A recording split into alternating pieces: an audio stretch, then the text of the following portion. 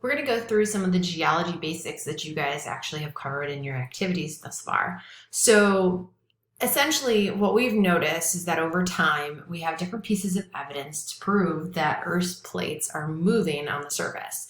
Some of those would be the fact that the continents fit together like puzzle pieces, or that we have seen fossil evidence of organisms that are not capable of swimming across the ocean on both South America and Africa.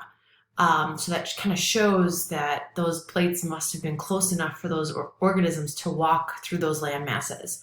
We also have seen ferns, which are typically warm weather and climate plants in places like Antarctica or colder regions. So that shows that at some point those particular continents were closer to the equator.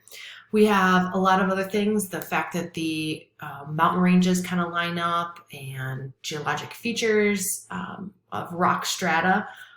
So there's lots of different things to help with the evidence for plate movement. Eventually, again, the plates will come together on the other side of the Earth, constantly being recycled. So we're going to take a look at geology and systems that go along with it.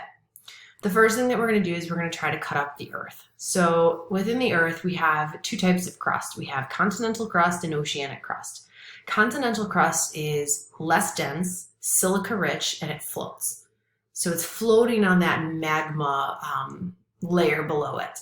The oceanic crust is more dense. It's made more of basalt, so it's got more iron and magnesium in it, and it's going to be found, obviously, on the bottom of the ocean. So then you have the mantle.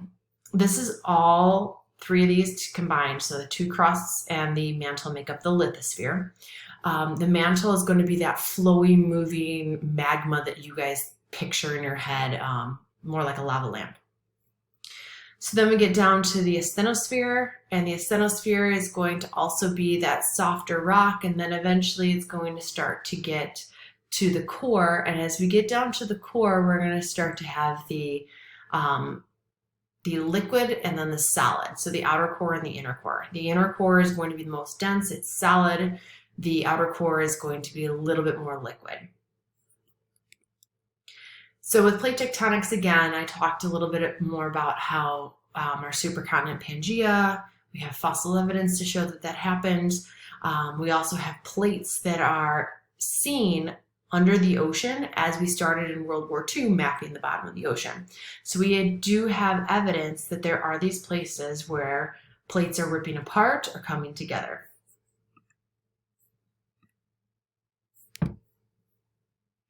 So we have something called convection currents. Convection currents are what drive the plates. So anything that's cold is going to sink.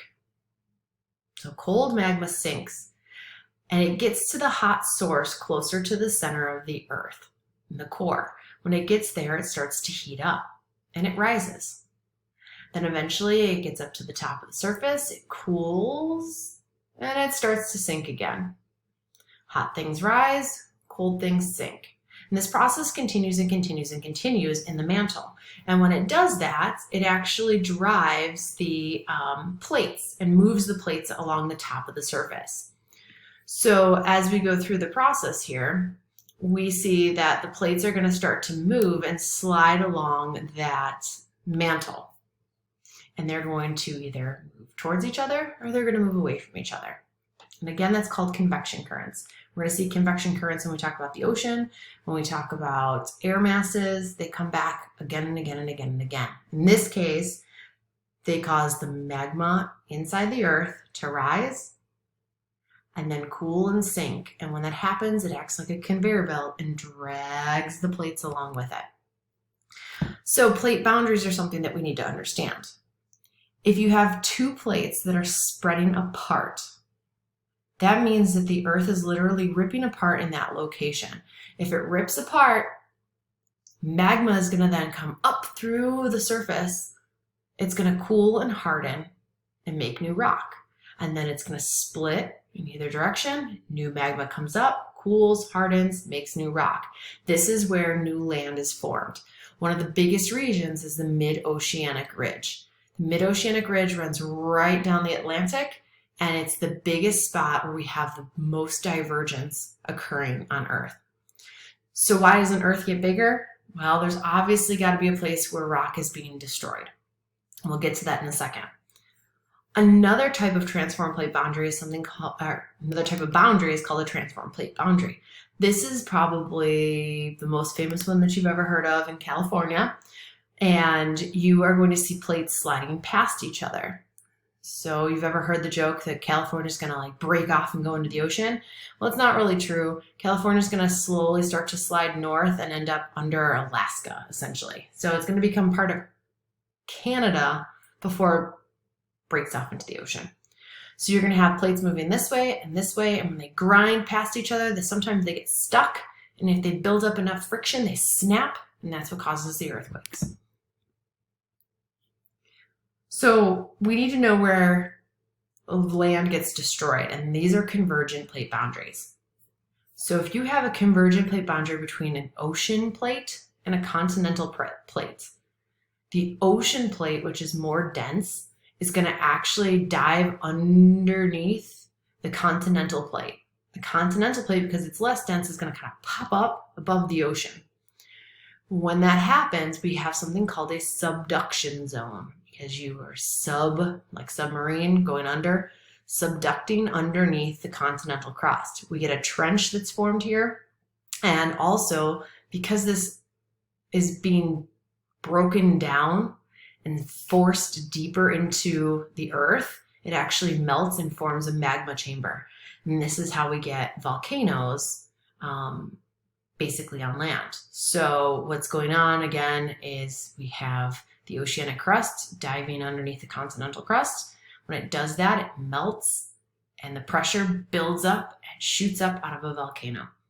Now again, it's not always a volcanic eruption every time this stuff subducts, because I'm going to be constantly doing it. But there are places like Yellowstone or other volcanoes where there's constant activity going on. Another type of continental or convergent plate boundary is when two continents collide. This is what's happening in India, which gives us the Himalayan mountains. We have a plate that's coming in. Basically, we have India coming in, hitting the other continental plate. And when that happens, because they're the same density, they both rise up and they form a mountain chain. So that buckling creates the mountain chain known as the Himalayan mountains. And we know that the Himalayan mountains are getting taller and taller each year, but they're also getting broken down by erosion each year as well.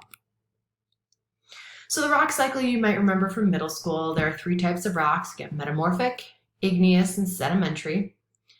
Metamorphic rocks are created with heat and pressure. So as rocks heat up and are squished, they form these bands of crystals, and that's characteristic of a metamorphic rock.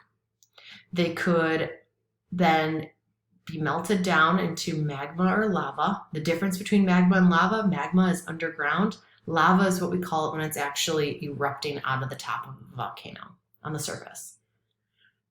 If it's magma, it can cool and crystallize into something called an igneous rock. At that point, it could go through more heat and pressure and become metamorphic, or it can get eroded, weathered, and transported and turned into sediment. Sediment is gravelly, sandy, mud, dirt, all of that stuff. If that sediment gets compacted, it can turn into a sedimentary rock. So we have all of these different features. Again, it's not super important that you have this memorized, so just know that there are three different types of rocks, and that's pretty much about it. And here's another slide to help you with that if you need it. Geologic timescale. Basically, we break up the geologic timescale into different categories. You do not have to have this memorized. You just need to know that Earth has been dated to 4.6 billion years. Again, depending on what you believe, this is one theory. And we break things up into time frames. Basically, those time frames are set by what dominated the fossil record during that time. So we're right now in the Quaternary period. We know that the last 200 years, soil erosion, atmospheric carbon dioxide, the human population has all grown exponentially within this time frame. Humans really haven't been around that long if we look at the entire lifespan of the Earth. So we have all of these things that have gone on.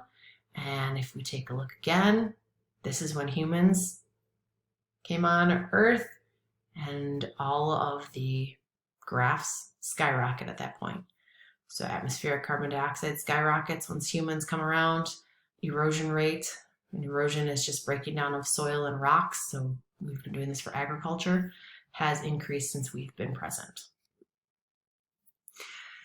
You should have made this and created it the other day. This is the Ring of Fire. Basically, tectonic movement causes earthquakes or volcanoes along plate boundaries. And coincidentally, this is one of the biggest, most active areas on Earth's surface.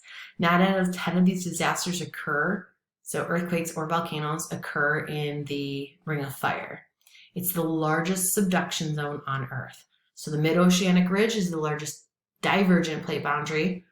The Ring of Fire is the largest subduction zone. So this is where rock is being destroyed. That's why Earth stays the same size. What's being created eventually gets destroyed on the other side. So this whole area, again, they're diving underneath the continental plates. So plate boundaries and faults, sudden release of tension is what creates an earthquake, and that buildup is maybe making a little micro tension, and then eventually it snaps. Most of our earthquakes are at plate boundaries. However, we do see that there is a large fault called the New Madrid, and that's actually right here. And it does span into southern Illinois. It is a big fault, and it could result in a big earthquake at some point. It's in the middle of the continental plate, so it's a little different than everything else. Human activity can also cause earthquakes. We've seen evidence that fracking, looking for oil, can actually cause earthquakes as well. But we do have building codes that require certain technologies and allow buildings to sway. Typically that's seen out west. Our building codes do not account for this. So in the future, we might have a problem. Haiti earthquake claimed 230,000 lives because their building structures are just not built to accommodate earthquakes. And that was a huge issue. So volcanoes, again, when we hit the buildup underneath, it sends magma up to the surface, which is then called lava. We see these at subduction zones. We also have something called hotspots. Hotspots are when this happens in the middle of a plate. So for instance, Hawaii was created by a hotspot. There's a spot here in the mantle. It pops up some magma through the oceanic plate. As that magma starts to cool, it floats up to the surface and creates an island. Eruption after eruption makes the island bigger. Unfortunately, though, the plates move. So as the plates move away from that hot spot, these islands get smaller and smaller due to erosion of waves. So the only island that's getting bigger right now is the Big Island, where the active hot spot is underneath it. All of these other islands do not have active volcanoes anymore because, again, they've moved with the plate away from the hot spot. So they'll continue to get smaller. So if you want to take a look at different things, we have Mount St. Helens, which was an eruption. We have Pompeii, which is a really interesting one. Eruptions can happen worldwide. We've got a lot of different things that have occurred over the lifetime of the Earth. And that's the crazy thing. Some eruptions have actually sent stuff up into the air, ash and soot, that has darkened the sky and prevented light from getting to the surface, or as much light. And one of those was the year without a summer. It killed 70,000 organisms because of that. So that's a huge issue that could happen. 2010 in Iceland, an ash cloud went up and it disrupted air travel throughout Europe for quite a long period of time. Because again, it gets up into the atmosphere, the winds, global winds take it to different places, and we can't travel through that. So here's your little geology lesson.